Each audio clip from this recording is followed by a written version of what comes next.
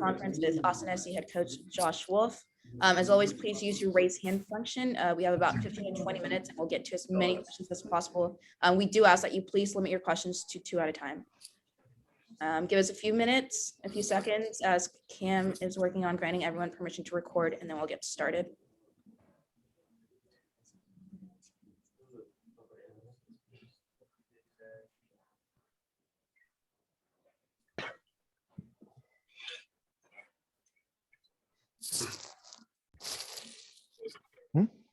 I just wanted to ask someone quickly, has anyone ever seen a penalty be called an own goal before? I never have.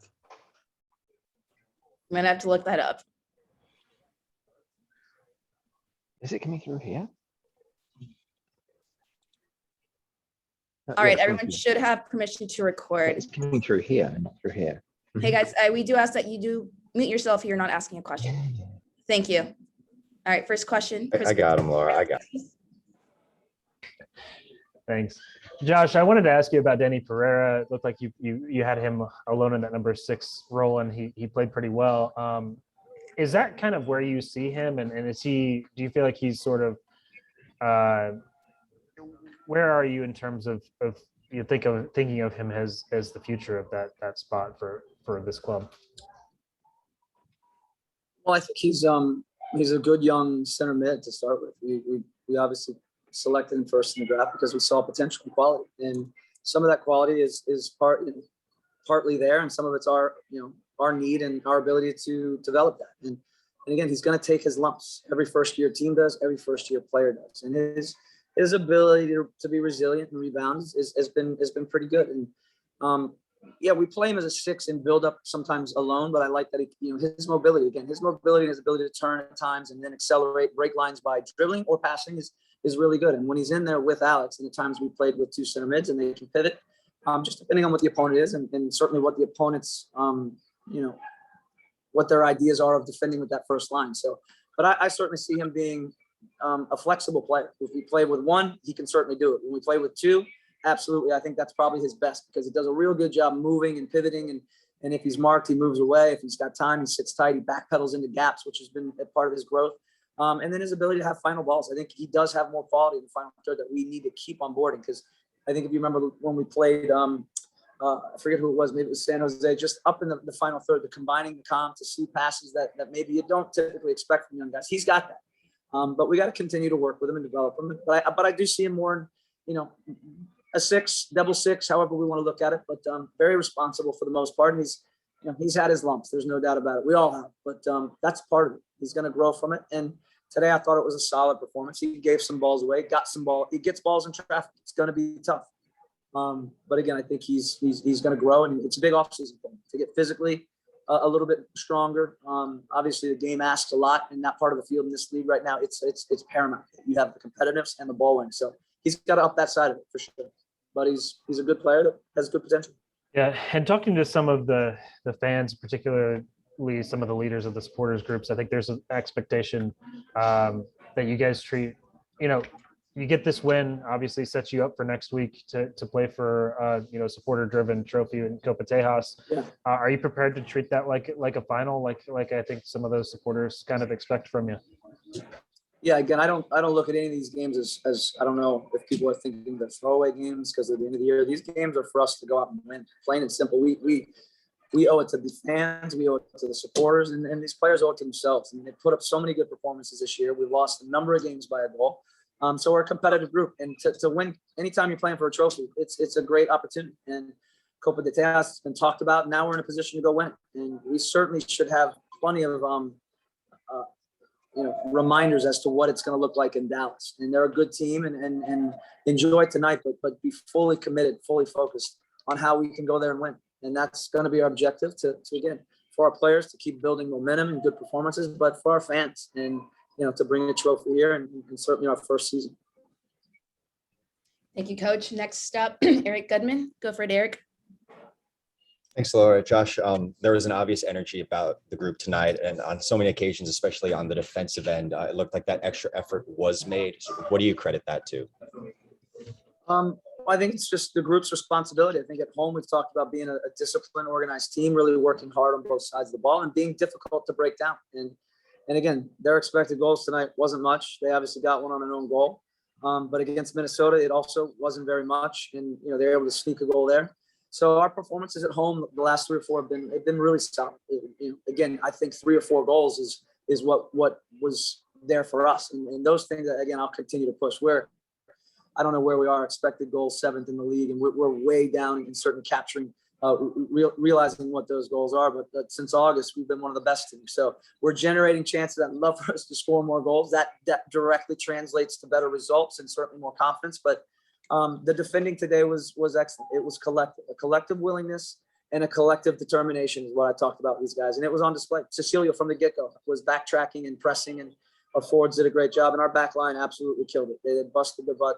Not just tonight. I talked to these guys. What I'm asking Julio and Johan to do each game, play every game, every minute. We're a little bit hamstrung with center backs, and they just keep powering through, grinding. And but it was a great collective effort. Nicky Lima was awesome. So just good resiliency, good determination to bounce back from midweek. But these guys always put in good work. I mean, they really do. So I'm proud of them.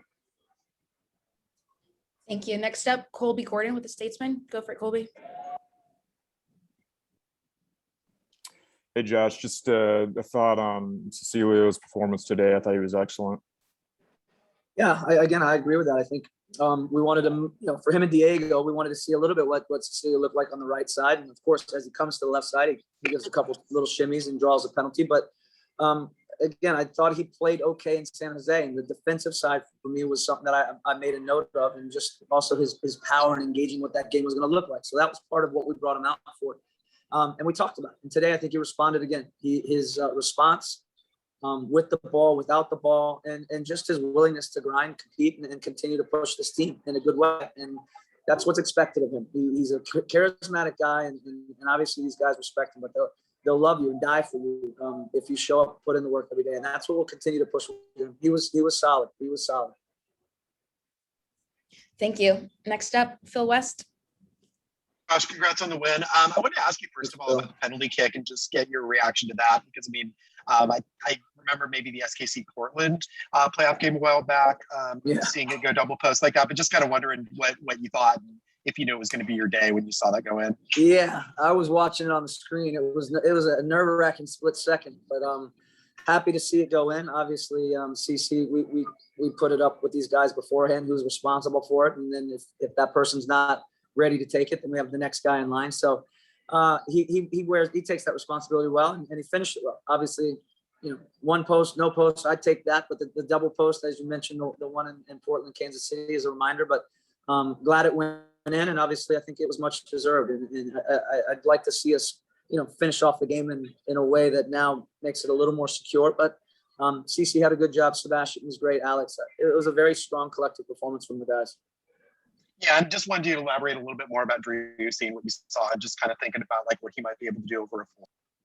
Yeah, I think there's a lot of things that Sebastian's going to be able to do with this, and he has exceptional quality, exceptional leadership, whether it's vocal or not vocal. But by the way he plays, it's very clear the type of player and responsibility and intentions that he plays with. Quality with the ball is exceptional. I think a preseason for him and Musa will do a lot of good. There's a lot of detail that we need to bring back into his life, his role as far as how he can work for us. And but you can see what he does for this team. When good things are happening, he usually has some contact with it, whether it's out wide or it's down low, helping us get through some traffic. But he does an incredible job arriving in the penalty box, and his quality in and around goal is quite clear. I mean, he should have a few more goals. He's been quite influential, as I said, since August. Our expected goals is amongst the best, and he and Musa are a big part of that, I think. Thank you. Next up, Mark Turner. Go for it, Mark. Thanks, Laura. Hey, Coach. Congratulations on the victory. Thank you. Obviously, you had a few games this season. We've talked about this extensively, where beginning of the second half, it's been a bit of an issue and the team have taken a while to warm up. What did you say to the guys in the locker room at halftime? Because they came out very focused in that first 10 or 15 minutes, really could have added to the tally. Yeah. I think they've heard enough from me. I think they've heard it enough from me as far as what I try to bring. And you just stay calm. You talk about what we did well there in the first half, how we can close the game out. Know that they're going to come with some heat and some intensity, but it was more the players. The players took this on. And again, I think that's some of the maturation that's needed. That's also starting to happen, and you see, because they know when you have a lead in this league, they know what it looks like, and we've experienced that already. So I like that they're taking a hold of it a little more, and they're not going to need it from me. Obviously, I'll talk about it, but they're the drivers of that. When you get out there, the game starts. They're the ones making the actions, and again, second halves. We've had some moments where we've started well and given up a goal, and we've had some where we started poorly and we've given up a goal. It would have been nice to capitalize off that nice start in the second half, but I'm glad with their focus and certainly their intensity that they brought in the second half. And then you mentioned it was a great team performance this evening, and you talked a little bit about Romagna and Cascante, who were fantastic, and so is Stuver as well. But I was really impressed by what you got out of the fullbacks this evening. I think Jimenez has been underrated all season. I thought Nick Lima tonight just had a fantastic match. Can you speak to the fullbacks? Yeah, Nick was a monster.